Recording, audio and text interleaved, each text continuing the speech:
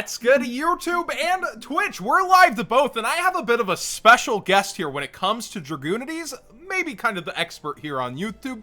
We've got PhoenixFlareX here in the chat, but I'm gonna go ahead and read through these. He's already read through, so I get to actually see what these do for the first time. And he said he basically created these cards on his stream, so ripped from his mind into reality on what Dragunities needed. So I'm pretty excited to actually get to read these. So let's start. We get a level 4 here. Dragunity Legatus is a Windwing Beast effect, level 4, 1800, 1200. You can only use this card's name's first and second effects once per turn each. Well, if they're broken, why is not there's not a third one?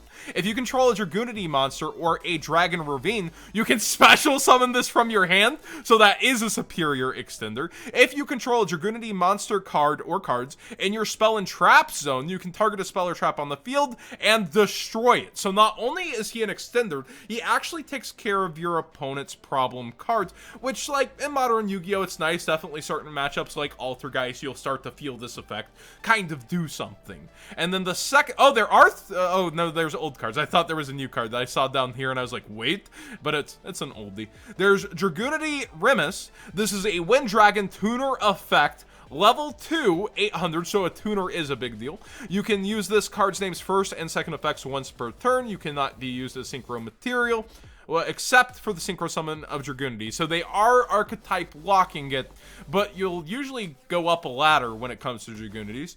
You can discard this card, add a Dragon Ravine from your deck to your hand. Yeah. Straight up a Dragon Ravine searcher? This card is nuts. If you control a Dragunity monster, you can special summon this card from your graveyard, but banish it when it leaves the field. Also, you cannot special summon monsters from the extra deck for the rest of the turn except the Dragon monster, so you're a little less choked there than just Dragunities for that second effect at least. That's pretty nice, but you are Dragon locked, but you commonly Dragon Link anyways. You're going into Hermetic Spheres, if I recall, Saryujas, and other places, LP, all the good stuff. So Phoenix, you're the expert here. Tell me what these two cards do for this deck. Okay, well, I designed these cards 2 or 3 years ago. I've been saying for years that we've needed a new Phalanx equivalent that can do something stupid, like discard itself to search Dragon Ravine. This card is literally Baby Romulus, which is why it's called Remus. I'm pretty sure it'd be like Ramus when it comes to us. But its restriction for not being used as single material for anything but Dragunities, that's nothing new. Koos has that, and Koos is another copy of Phalanx, which we already had gotten. And then the special summon this card from your graveyard but banish it when it leaves the field effect. That restriction is something that we already have existing on Sutff, which is our best starter card. So literally, this card doesn't restrict you into any lines of play that you weren't already doing in a modern Dragunity deck.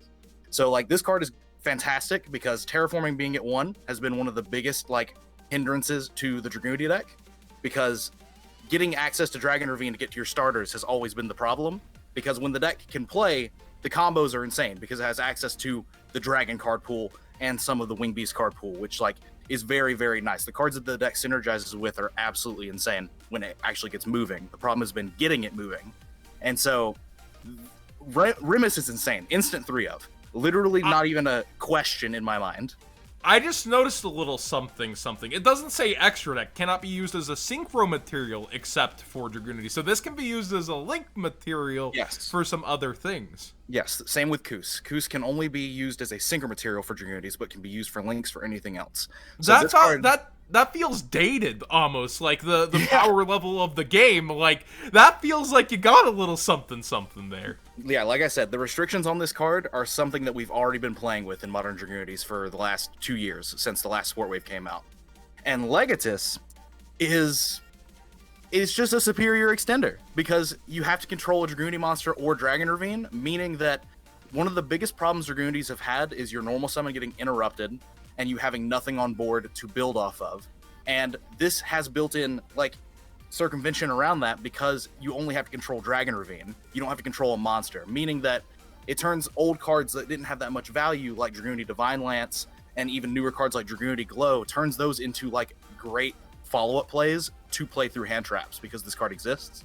Because if you summon Sutff and discard a card and Sutff gets impermed, or even worse, Ghost Ogre, that's the worst interaction, because it'll die and then the card can't equip from deck. In the modern Dragunity deck, as it stands right now, you have no follow-up through that. Literally none. You can't play without a monster sticking. But with Legatus, because Ravine exists on your board now, consistently because of Remus, searching it, giving you effectively 7 copies of it in your deck with 3 of Ravine, 1 Terraforming, and 3 Remus, and 8 if you wanted to play set rotation, you're consistently going to be having Dragon Ravine again, which means that, like, if you control no monsters, you can still special this from your hand, making it a superior extender. It happens to just casually be MST sometimes, so that's neat.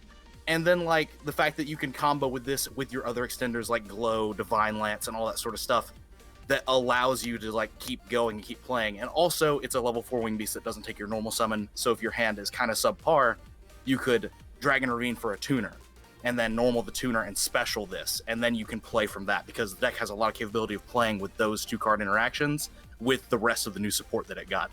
These 2 cards are insane. They do literally everything the deck needed for them to do in order to make the deck more consistent, because the deck has needed to be able to start playing. It's never needed to continue comboing. It's needed new ways to start playing, and they're wild for that.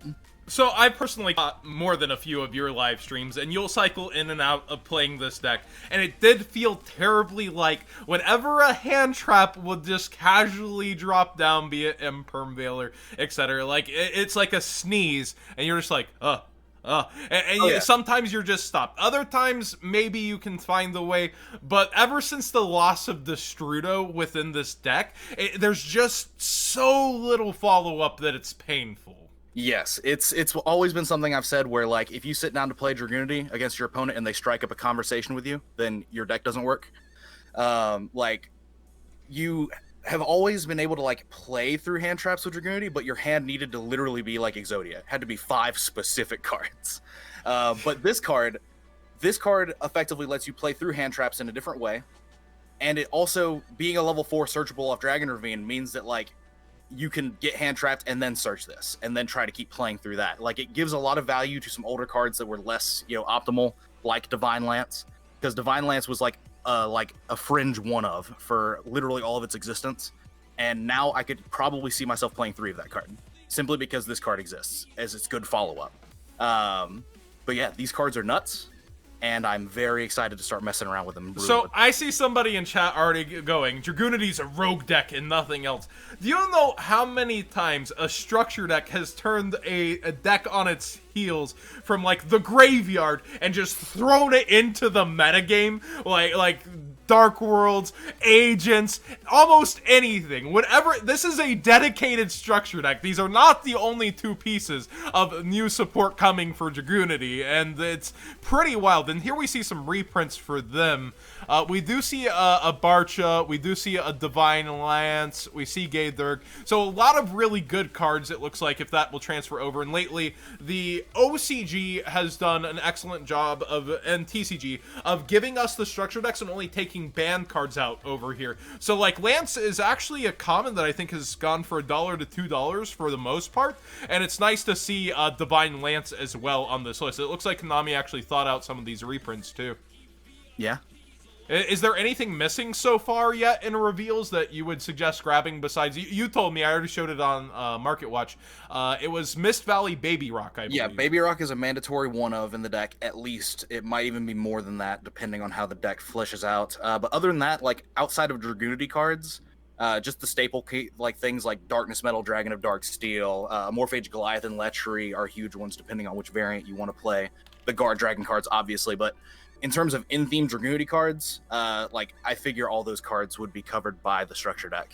Yeah, Baby Rock's been going up also, by the way. Like, it only has 15 listings for the supers. The DTs have been bought out for a while, too. Like, actually, when you gave me that suggestion, these were already gone.